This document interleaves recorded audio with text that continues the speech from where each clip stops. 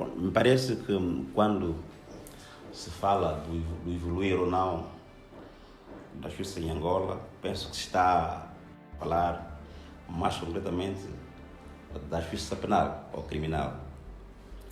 E neste particular, é verdade que temos assistido a uma mudança, pese embora não seja aquela que se deseja, mas também temos que concluir que em 45 anos de independência, quase que só havia justiça penal para os apartidários, porque sabíamos todos que haviam pessoas que desenvolviam cargos públicos e que de um dia para o outro se tornaram ricos. E claramente sabia-se que se tinham enriquecido de forma ilícita. E, entretanto, nunca ninguém sequer foi acusado. Hoje já temos indivíduos que, além de acusados, inclusive foram julgados e condenados. E é um sinal, embora tênue, mas de que há alguma mudança. E, inclusive, mesmo em termos comportamentais, já existe alguma diferença, portanto, no que se refere aos entes que desenvolvem cargos públicos. Já há, inclusive, indivíduos que se recusam a assumir cargos públicos, com receio de, eventualmente, poderem responder amanhã criminalmente, o que, antigamente, isso era quase impossível. Tanto nos tempos do antigo presidente, quando alguém fosse nomeado, logo que lhe chegasse esta informação, quase que reunia milhares de pessoas para a festa. Na medida em que significava o seu momento para também se enriquecer. Hoje já há este receio. E, portanto, é bom, porque as pessoas começam a tomar consciência de que se eu, tanto, pisar a linha vermelha, eventualmente poderá responder criminalmente. Portanto, está-se aqui a assistir a aquilo que é um dos objetivos do direito penal, que é a chamada previsão geral. As pessoas já começam a sentir de que se eu for nomeado para exercer um cargo público, deverei, portanto, atuar dentro do quadro legal, sob pena de responder criminalmente, o que antes não se via. Portanto, em meu entender, há aqui uma clara mudança, embora não sendo aquela que a gente deseja, mas acreditamos que o que foi feito em 3 anos é claramente muito comparativamente ao tempo do antigo Presidente da República.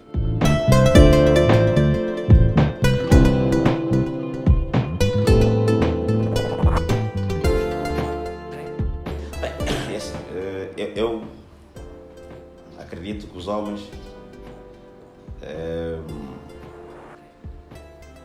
comportam-se em função das circunstâncias. Se nós em casa soubermos que o pai, quando alguém falha, é punido, é evidente que atuamos de uma forma. Se soubermos que em casa cada um faz o que bem lhe apetecer e nada lhe acontece, temos outro comportamento.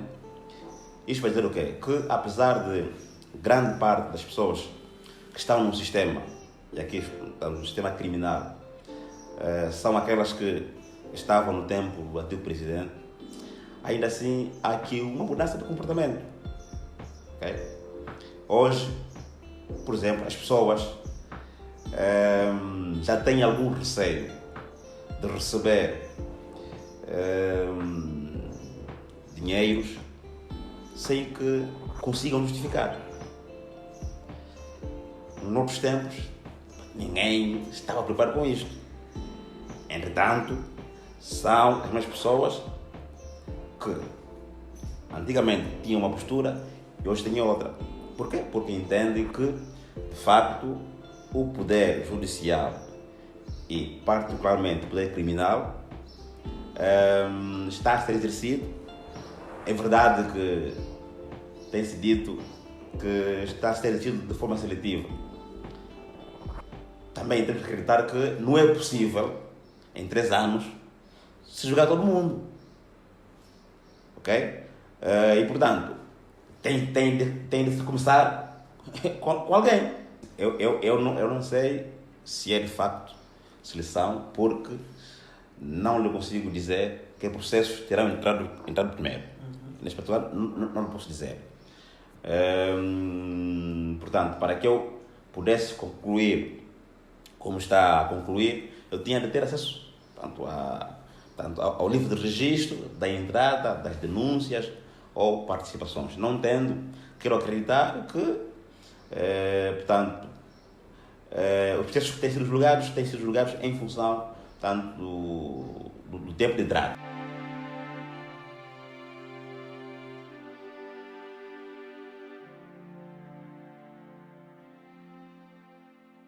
Eu quero acreditar, né? Porque a Procuradoria da República,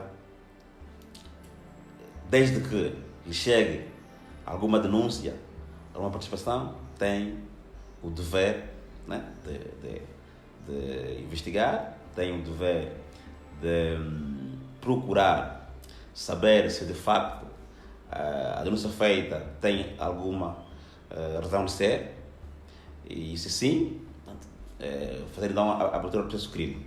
Quero acreditar que eventualmente estarão, portanto, no encalço da informação que acham como sendo suficiente para se instruir o processo, ou sabemos nós que, portanto, a fase de instrução é uma fase secreta. Poderá ser que eventualmente estará em curso um processo. É assim, se a fase de instrução é secreta, eu acho que só se porventura desta fase se concluir que há matéria suficiente para constituir, tanto arguir as pessoas que estiverem envolvidas, aí se poderá informar, tanto a sociedade de que corre um processo contra, tanto o cidadão fulano, por conta da denúncia, tanto feita por exemplo, acho que foi a TVI. Assim, eu tenho alguma dificuldade em me pronunciar, né, por não saber exatamente o que está a passar. Posso afirmar aqui que eventualmente terá havido 2 pesos, 2 medidas, e pecar por, tanto, não fazer parte deste órgão, tanto, de investigação, e por não saber efetivamente o que está a ser feito. E por isso, e acredito que, se decorrido um período razoável, e aqui penso que 2, 3 meses, nada se disser, eu acho que podemos concluir que, de facto, da parte da PGR, está aqui a se violar o dever de informação, na medida em que portanto, é uma figura relevante, né, contra quem estão a ser imputados factos portanto, muito, como é que eu direi, factos muito relevantes, né, e que, portanto, devem-nos informar se houve a abertura do processo, ou se não houve, se houve, porque que não seguiu, se não houve, por que razão. Eu acho que nós temos, no fundo, este direito, né, de percebermos realmente o que está a passar, para afastar, né, esta ideia, né, que paira de que eventualmente está aqui a haver uma justiça seletiva.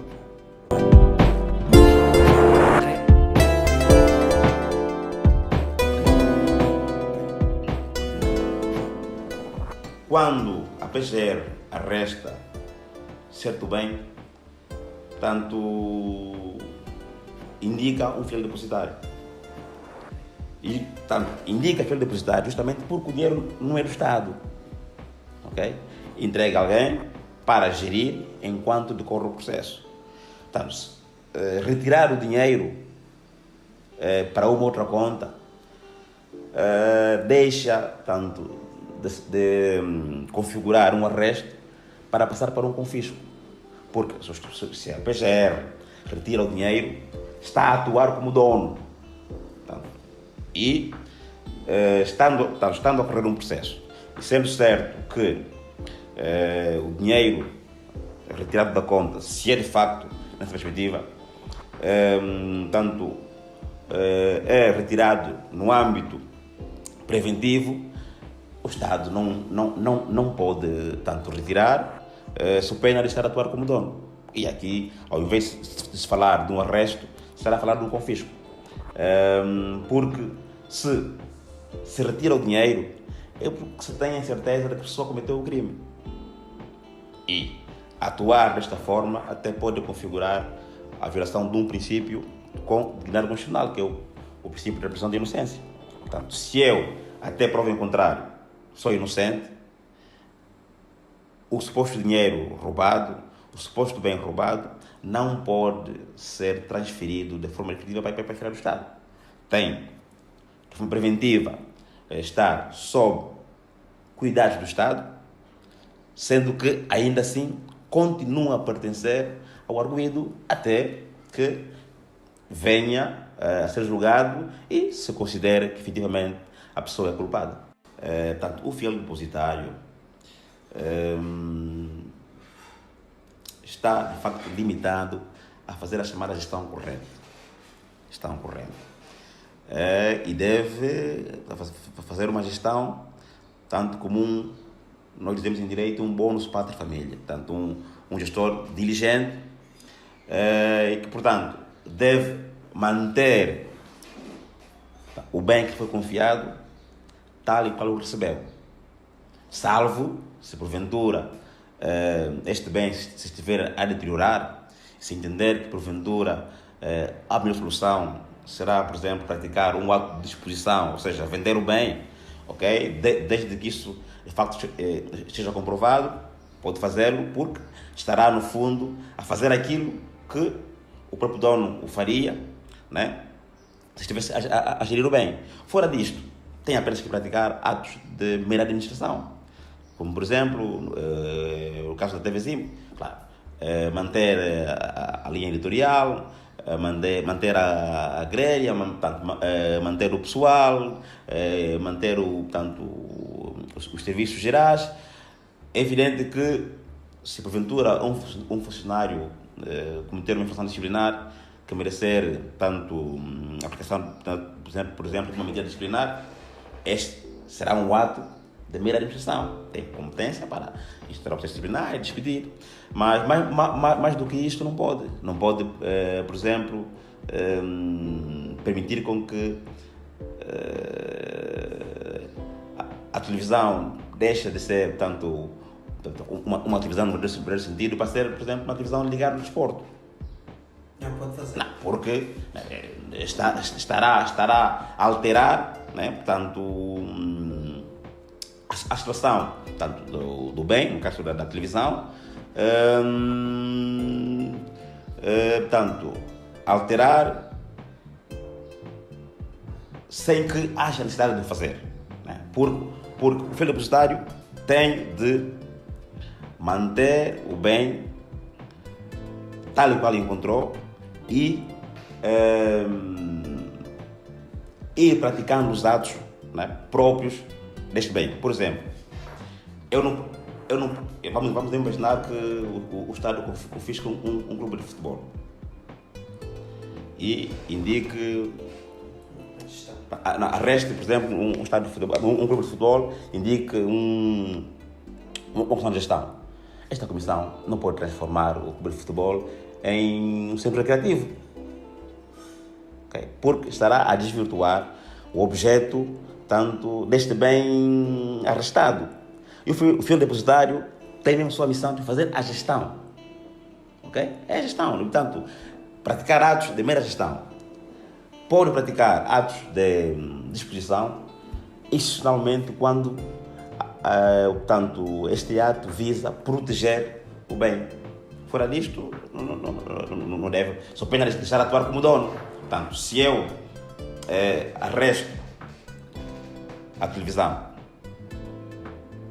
e tenho noção de que eu não sou dono, devo manter tanto o bem tal qual eu recebi, porque até se porventura em sede judicial se vier a concluir que afinal o proprietário adquiriu o bem de forma lícita, esta pessoa pode montar uma ação contra o Estado, okay? E porque o Estado indicou um fiel depositário, depois, se porventura o Estado for condenado, o Estado depois pode exigir o direito de regresso ao fiel depositário, que fez mal a gestão. Portanto, eu acho que se a medida foi de arresto, o Estado não pode desvirtuar tanto o objeto do bem arrestado.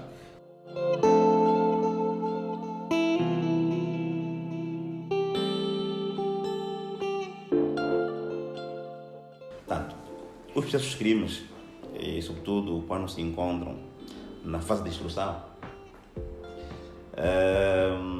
se decorrer desta fase, se concluir que não há matéria ou que a matéria apurada não é suficiente para se proceder à abertura efetiva do processo de crime, o processo é arquivado.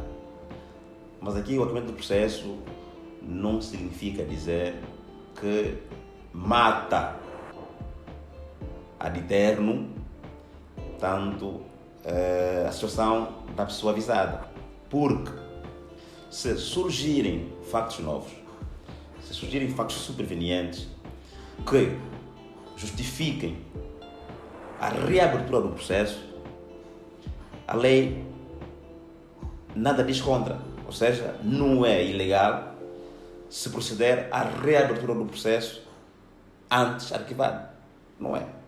E quero acreditar que quando se respondeu portanto, ao pedido do Estado suíço, quero acreditar que eventualmente naquela altura ou não estava a correr processo nenhum, ou correndo se concluiu que efetivamente o que havia não constituía matéria bastante para efetivamente se proceder à abertura do processo de crime e, portanto, por isso arquivar. E, eventualmente, de seguida, terão surgido factos contundentes, factos muito relevantes que, de forma repentina, terão portanto, suscitado a abertura deste processo de crime. Assim, se a PGR, de facto, procedeu a abertura do processo de crime contra o empresário São Vicente por força da publicação da carta que está a dizer, acho que a PGR andou mal. E estará a dar uma imagem, né, daquilo que tem que ser a independência, né, que se exige da PGR e a pôr em causa até aquele que é o grande princípio, né, que norteia a PGR enquanto titular de ação penal, que é o princípio da legalidade. Portanto, se já havia matérias suficientes e nada fez, só o fez depois de extravasar esta informação para as redes sociais, penso que andou muito mal.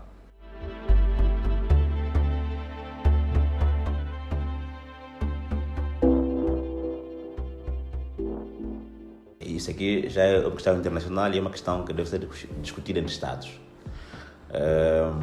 Quero acreditar que entre Angola e Suíça haja acordos de cooperação que eventualmente prevejam esse tipo de situações. Se previrem, acredito que será tratada a questão dentro do quadro, tanto desta possível cooperação. Se não houver, acredito que tanto os Estados tenham a possibilidade de se sentarem e de se discutir por forma a se encontrar um caminho que satisfaça os dois Estados. Sendo que isto passa a ser sempre posterior, não é? Ao caso transitar em julgado, não é? Pronto, vamos lá ver.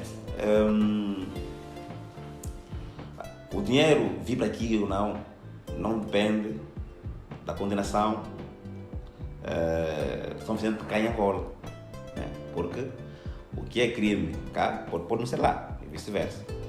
E portanto, se lá for condenado e se concluir que ele adquiriu de forma ilícita, portanto, o dinheiro congelado, depois aí o Estado angolano terá de, portanto, no âmbito de uma possível cooperação, ver como é que esse dinheiro pode ser repatriado. Porque se lá se concluir que este dinheiro foi adquirido ilicitamente, o Estado suíço não tem como fazer a devolução. Ele aqui pode ser cometido, né? Pode ser, ou melhor, se for cometido cá e provado que de facto a pessoa transferiu esses contantes para o exterior quando se adquiriu de forma ilícita, é evidente que fica muito mais fácil se também lá a condenação for neste sentido. E aí, como eu disse, claro que terá de haver, portanto, consultação dos Estados para ver de que formas é que este dinheiro pode vir para Angola, porque em direito penal, em princípio, os bens roubados, quando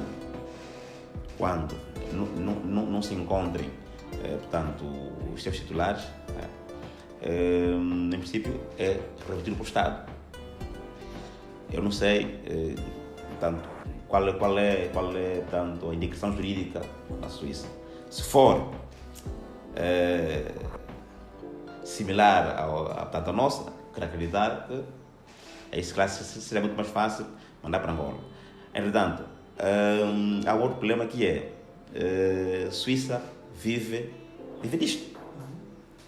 Eu não sei até que ponto é que isto não pode vir a abalar a confiança, né, tanto dos seus clientes, porque a Suíça vive de dinheiro. Se está a ser acusado de crime de branqueamento de capitais, é porque o dinheiro entrou e sem que fosse justificar a sua proveniência. Porque se ele tivesse justificado a sua proveniência e se apurasse que é uma proveniência lícita, certamente essa questão não se levantaria. Ok? Portanto, se conclui que o dinheiro foi adquirido de forma ilícita, é porque lá a entrada de dinheiros cuja proveniência se questione ou cuja a proveniência se presume ilícita, também é crime. Se não fosse, não havia razões de se congelar. Okay? Portanto, ele lá, quero acreditar que lá vai responder também criminalmente. Não é? Porque não faz sentido. Só se, porventura, lá, e ainda assim acho que haveria alguma dificuldade. Podemos imaginar por tese que lá nada se apure, ou nada estivesse apurado em matéria criminal, que fossem dinheiros considerados adquiridos de forma lícita. E aqui em Angola, considerasse que foram dinheiros roubados, eu ainda teria alguma dificuldade em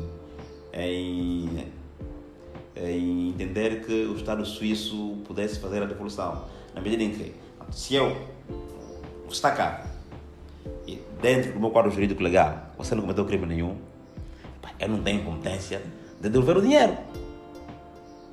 Ok? Portanto, em meu entendimento, para que efetivamente se possa negociar eventualmente, é necessário que tanto lá quanto cá se conclua que a prática, tanto esta pessoa adquiriu o dinheiro de forma ilícita. Eu não sei se é correto dizer que foi recuperado. Se a medida é preventiva, salvo se está a entender que efetivamente o arresto não é afinal arresto, é confisco. Se é confisco, faz todo sentido que se diga que foi recuperado. Mas se é arresto, eu penso que não temos que concluir que o Estado recuperou. Só pena de estarmos a dizer, de estarmos a antecipar sentenças, né? Então, se é um processo que está a correr e, tanto, estes bens estão a ser arrestados por forma a garantir que os mesmos não sejam descaminhados até que haja decisão final e que se venha a concluir que os atuais proprietários, afinal, conseguiram estes meios de forma ilícita, eu acho que não tem que se falar de recuperação. Okay? Porque esses bens que a PGR está a receber não são bens do Estado. Continuam a ser bens daquelas pessoas contra as quais está a correr este processo, alegadamente por terem adquirido bens com recurso a dinheiros públicos ou que têm dinheiros tanto em suas contas e que foram supostamente retirados dos cofres do Estado. É aqui um erro de comunicação, eventualmente, porque a razão de ser tem que ser o recurso, não é? Portanto, a aquisição desses bens com recurso a fundos públicos. Fora disso, eu acho que também as comunicações não devem ser ambíguas. Tem que ser claras. O que é isso, apoio institucional?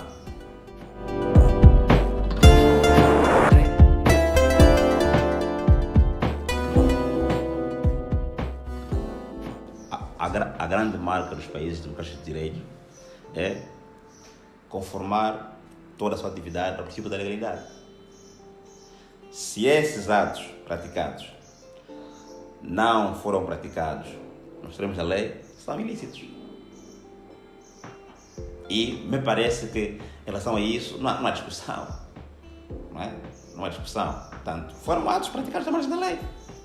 Portanto, é todo o dinheiro ilícito. O Estado está obrigado a conformar toda a sua atividade ao princípio da legalidade. Ponto final. Portanto, o facto de ser Presidente da República não quer dizer que esteja acima da lei.